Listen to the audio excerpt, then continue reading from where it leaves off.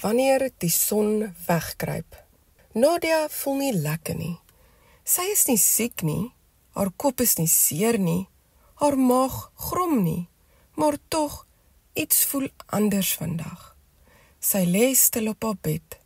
Gewoonlik sou sy al lank al met haar sussie gaan speel het, of haar skoene aangetrek het.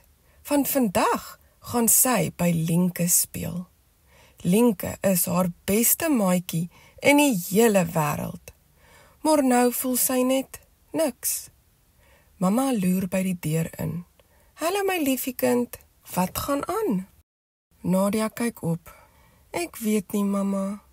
Ek voel sommer net nie lekker nie. Maar nie so siek nie, net anders.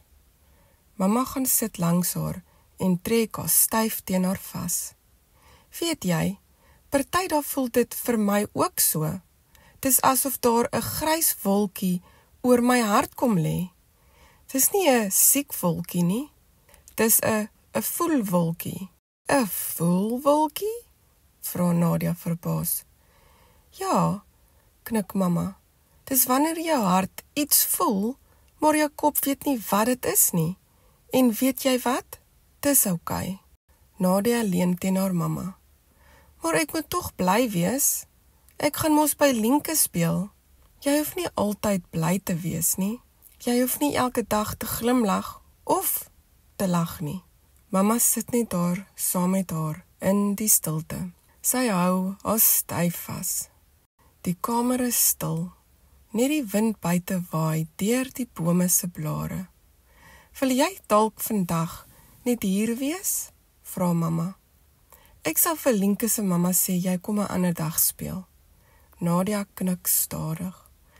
Ja, asseblief. Later bring haar mamma vir haar lekker warm sjokolade en koekies. Sy sit sagte musiek aan en gee vir Nadia 'n klein notaboekie. Hierdie is jou voelboekie, sê sy. Jy kan daarin skryf of teken wanneer jy nie lekker voel nie. Die boekie hoef jy vir niemand te wys nie. Dis net vir jou en jou hart. Nadia glimlag flou. Dankie mamma.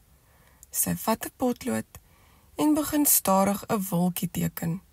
'n Sagte grys een met 'n straaltjie son wat agter dit uitloer. Daardie aand, toe Nadia in haar bed klim, voel sy nog steeds stil, maar nie meer alleen nie. Want nou weet sy, dis oukei om nie elke dag gelukkig te wees nie.